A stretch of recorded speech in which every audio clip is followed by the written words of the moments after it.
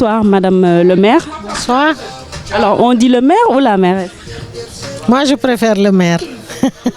D'accord. Pour une première fois, une femme maire de Dakar, une première, qu'est-ce que ça vous fait? C'est beaucoup d'honneur. J'ai été vraiment honorée par tous mes collègues conseillers qui ont bien voulu voter pour que je devienne maire de Dakar. C'est une première, vous l'avez dit, dans l'histoire du Sénégal. Et je prie le bon Dieu de réussir cette mission avec l'aide de tout le monde, surtout des femmes. Est-ce évident pour une femme de gérer une mairie comme celle de Dakar? Oui, vous savez, les femmes maintenant, elles sont au top, je dirais. Et quelquefois même, elles sont plus compétentes que les hommes. Quand une femme gère, la plupart du temps ça marche. Les femmes, c'est elles qui gèrent les ménages. Alors une mairie, c'est un petit ménage, c'est un grand ménage. Le ménage que vous gérez à la maison, vous arrivez dans une ville, c'est à grande échelle.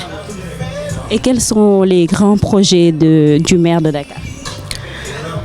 Vous savez, je termine un mandat. Les grands projets, malheureusement, nous n'avons pas de fait d'investissement pour cette année. Il y a évidemment des grands investissements qui étaient là dans le pipe et qu'on va essayer de terminer. Pour ce qui est du reste de mon mandat, je me suis focalisée sur Dakar Ville propre. Parce que je me dis que quand même en un an, on ne peut pas faire de gros investissements.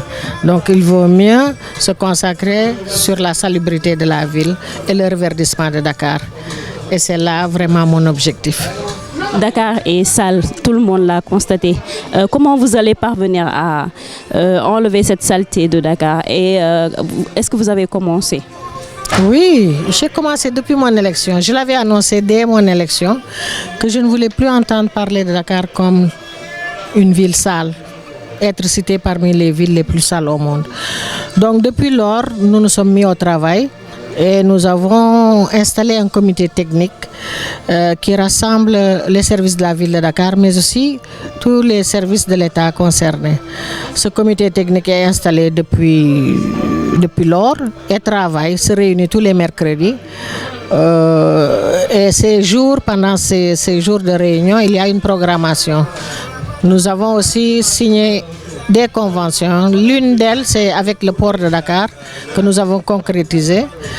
Et là, actuellement, depuis que le président de la République a annoncé ce programme de zéro déchet, nous travaillons en collaboration avec le ministère de l'Urbanisme et de l'Hygiène publique.